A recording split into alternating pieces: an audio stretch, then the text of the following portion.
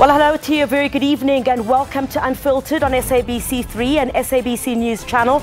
I'm Criselda Lewis, thank you very much for joining us. And now, the IEC will tomorrow, approximately a month before the 2019 general elections, decide on objections to political party lists. Now, among the reasons for the objections are allegations relating to state capture, corruption, criminal acts, theft, fraud, as well as rape.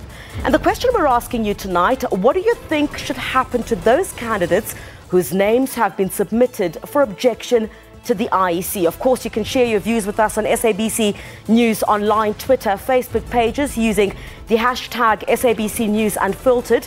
And joining us this evening is Prof. Mapunye, who's from the Department of Political Sciences at the University of South Africa, as well as IEC Commissioner Janet Love. To you both, lady and gentlemen, thank you very much for joining us.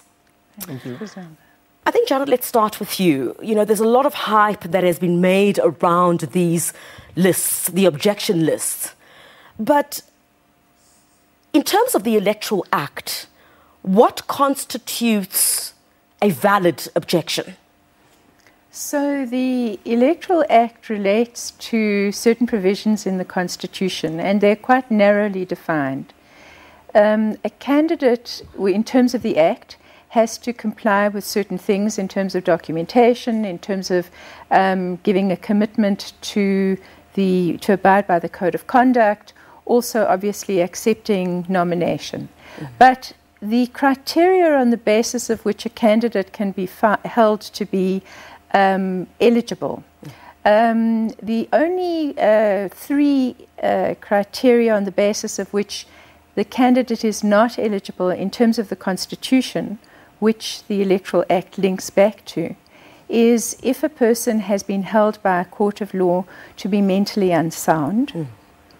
Secondly, if a person is an unrehabilitated insolvent. Mm.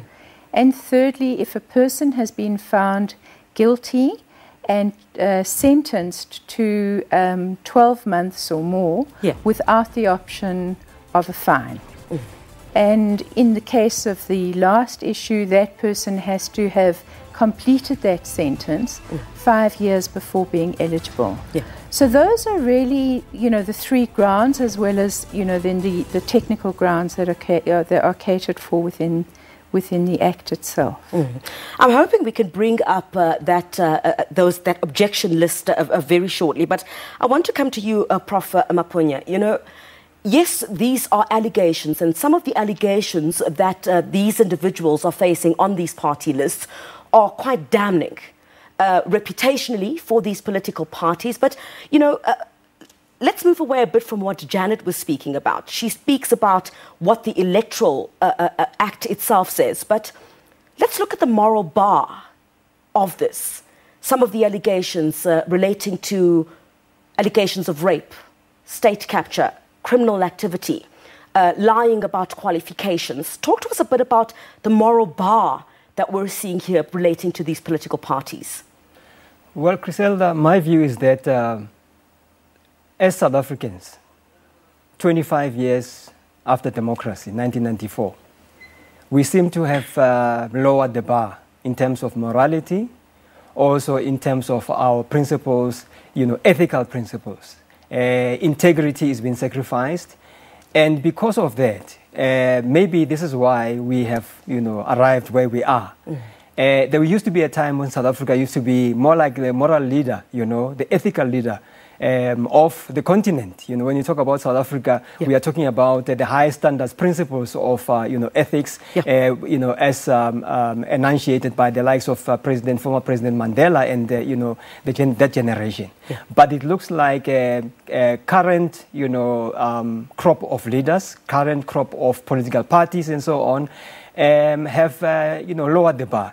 And this is quite unfortunate because for the voter out there, especially when we are 1 month away from an election, the voter expects much more than that. They expect those people that they will be sending to the provincial legislators as well as to the National Assembly to have the highest, moral and ethical principles that, the citizens will be proud about. But unfortunately, it looks like if, the bar is lowered, what can we expect effect after May the 8th, those people who would have been elected. And by the way, we know that they are elected on a party list, which is why sometimes citizens, vent their anger immediately after an election because they are not able to remove them, themselves, because they would have come in via the party, list. Yeah. Janet, just before we go to a break, we know that the ANC has objected to these objections that have been put forward to the IEC. We know that a decision is scheduled tomorrow or on Tuesday pertaining to the IEC having looked at these objections. But, all right, let's take a look at this list, for example. Let's start with the one of the ANC. Let's have a look at that. And on the ANC's one, you have the likes of Supra Mahumapelo, who will come up last on the other. And he basically wrote to the IEC saying that he wants to know what the objections are, the crux of it, and also who exactly the objectors are. Have you responded to Mr. Mahumapelo as yet? So, as you've mentioned, we haven't finalised the processing of all the objections. That will happen by the latest tomorrow. And we're hoping to be able to convene a press conference by which time we will be able to give you, a lot more detail. In terms of decisions about furnishing people, the public, individuals with the kind of information that you've been talking about, it's not very clear, and the reasons for this are as follows. First of all, there are certain allegations that are made that we certainly don't have any basis to make any decisions about the veracity, the accuracy and so on of the allegations. Secondly, there are different levels of allegations that are made. We've had to process, and I'm not disclosing anything that won't be disclosed in the final analysis, but we've had to process over 60 sets of objections. Now, one objection can be about an individual, and another objection can be about over 100 individuals. The one objection can be for all of the very, very serious allegations that you've identified, and some of them might have had more public airing than others. And the other objection can simply be because of a disagreement about a particular vote that individuals took within a motion in Parliament, which suggests very serious things for the person who was raising the objection in the first place. So I'm not in any way downgrading the objection. All right. Janet, we'll come back to you on that just after a short break. Let's take a short break here on Unfiltered. We'll have more on this discussion straight after the break.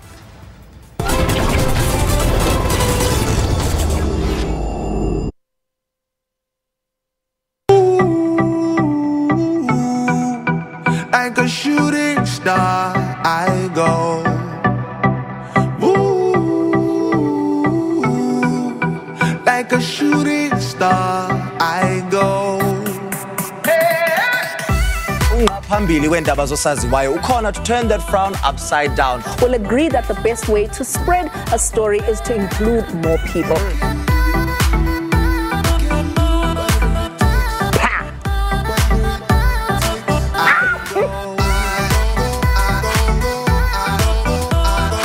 Obsessed with the best of the best when it comes to Umkosi. Catch RGB Saturdays at 7:30 only on SABC 1 Mzansi for sure.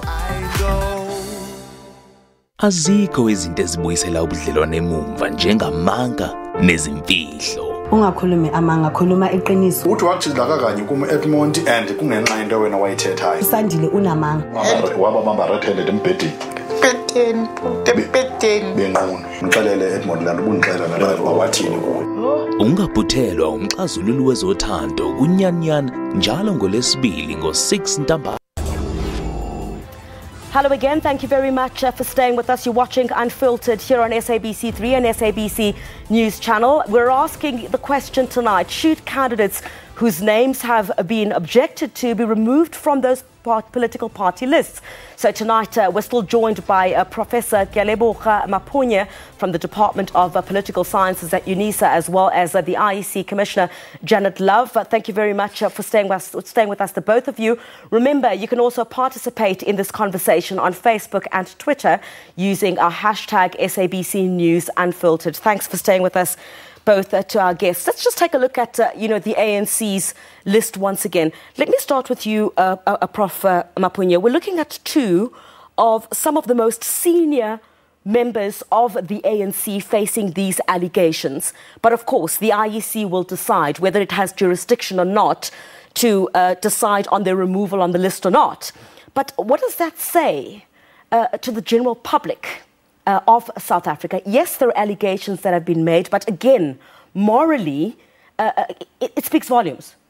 It speaks volumes because obviously if you have, the highest ranking member of a political party, in this case is the ANC, and I take it there are, similar allegations about not only the ANC but other parties. I mean, we've got 48 political parties which are going to be on the ballot box. Yes. And my take is we have a list such as this one to find out as to how many of the other parties that, we might not really be talking about as, things go on. In fact, let's take a look at the EFF. The objections on the EFF nominations, the allegations, of course, relate to conduct or statements which incite violence. Let's not forget that we heard from the Human Rights Commission, Janet, just a couple of days ago, where it found basically that there was no hate speech on the part of Mr. Julius Malema in some of the statements that he made.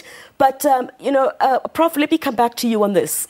Here again, you've got the top leadership of the EFF on this objections list and basically on conducts or statements which incite violence. Mm-hmm.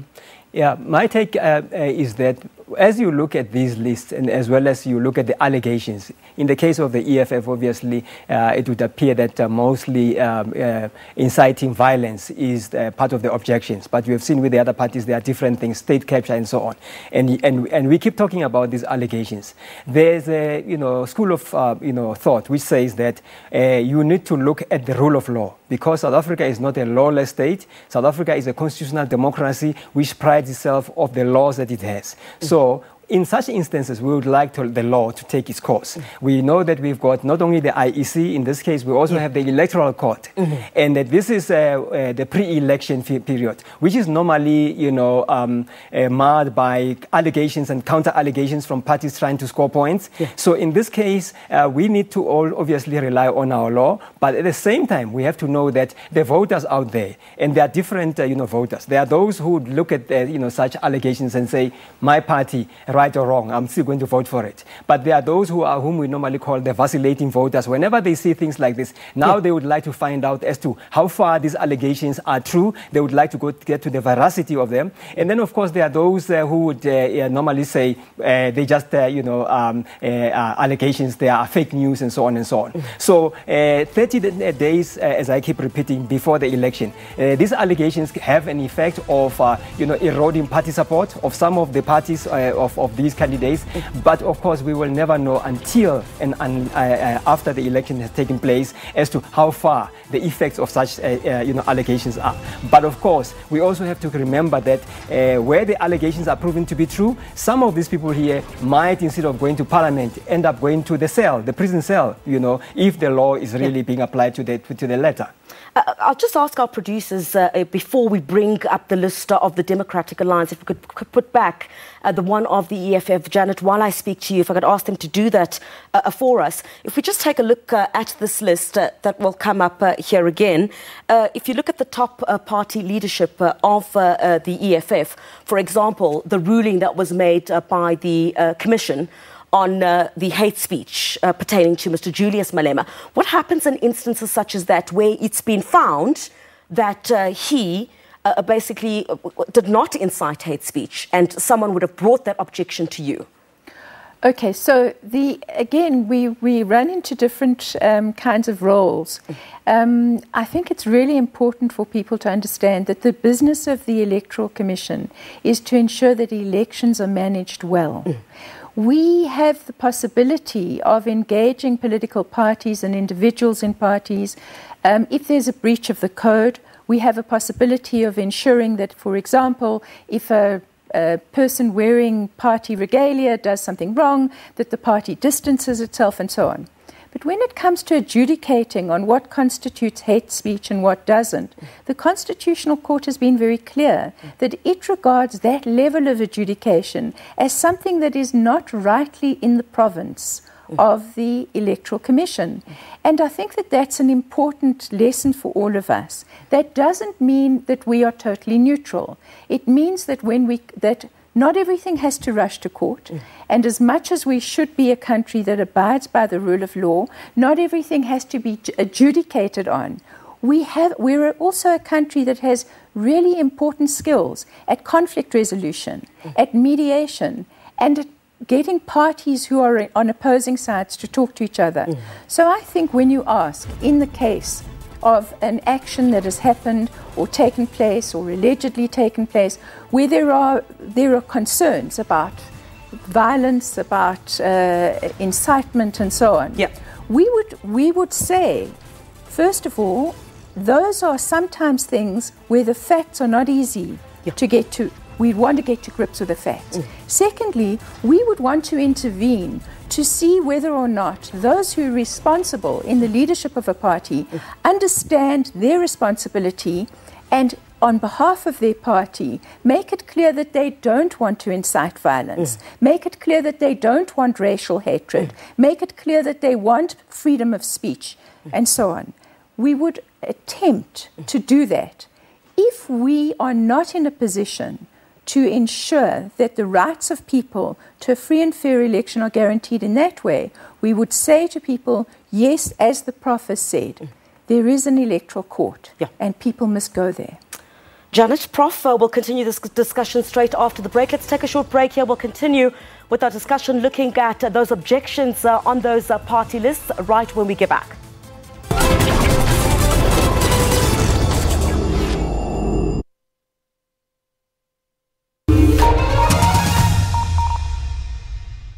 Azikho izinto ezibuyisela ubudlelwane emumva njengamanga nezimfihlo. Ungakhulumi amanga, khuluma iqiniso. Uthi wathi lakakanye Edmond and kungenxa into wena wayithethayo. Usandile unamanga.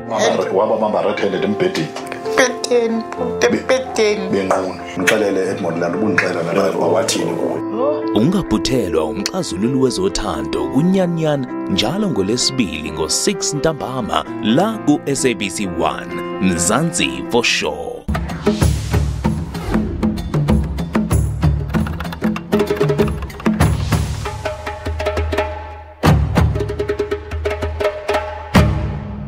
Hey, it's Reno Race.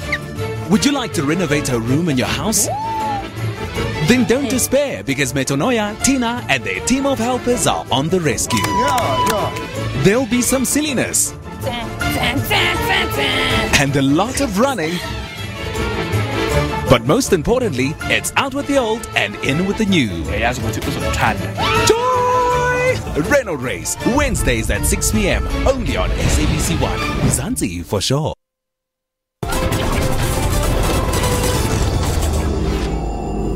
Hello again as we wrap up tonight's debate on Unfiltered with Prof. Kialeboga Mapunye from the Department of Political Sciences at UNISA, as well as the IEC Commissioner Janet Love. We're asking you again, what should happen to party candidates whose names have been listed on the objections list? You can share your views on SABC News Online, Twitter and Facebook pages using the hashtag SABC News Unfiltered. Thanks for staying with us, Prof, as well as Janet.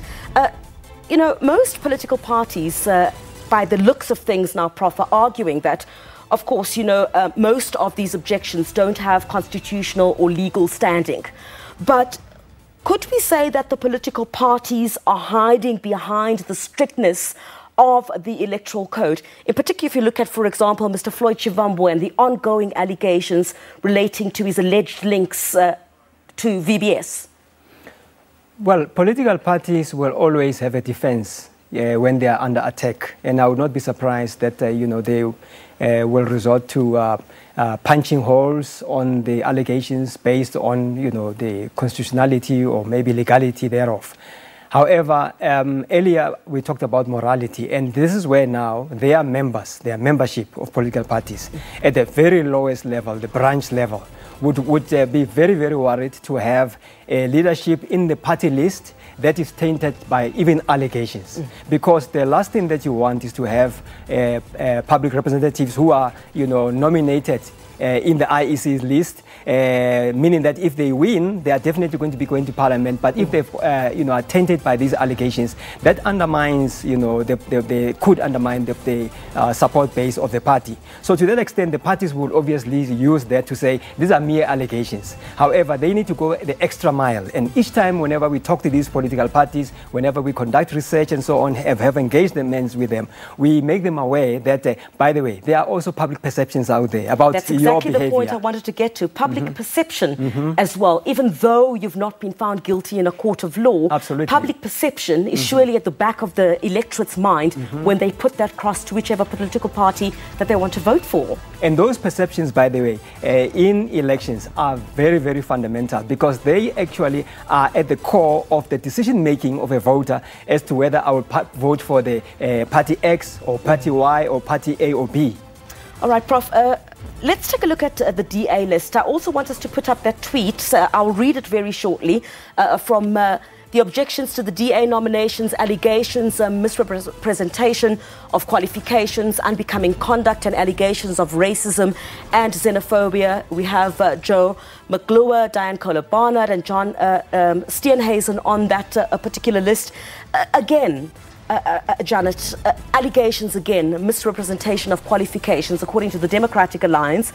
They say that's unfounded. But then again, the utterances, allegations of these kinds of utterances that have been made by top leadership of the Democratic Alliance in this instance pertaining to the objections that have been raised. So again, I mean, we are the selection of candidates is a selection that happens within political parties through their own different processes. And I think that the Prof has indicated what one would hope has informed membership and leadership of political parties to put forward the people who they believe are going to play the best role in taking our country forward. But the criteria on the basis of which the Electoral Commission can exercise its authority is a much more limited remit. And so when we see allegations, whether they are allegations or against entire party candidate lists or whether they're against individuals within parties, we have to look at them through those narrow prisms as the Electoral Commission, the public, the media, people like Prof. They, of course, are going to analyze that from a different perspective. If people misrepresent, for example, their identity in the sense of forging an identity document or forging a signature on an acceptance thing, that would be something that the Electoral Commission could apply its mind to. Misrepresenting a qualification is not within our remit. We might, whether or not it's happened, but the point is that's not something that we can look at. Prof, on this particular list here of the Democratic Alliance, if we could have that on our screen, please, once again, those allegations, again, misrepresentation of qualifications, it's on that basis that these individuals have raised these objections against these DA leaders.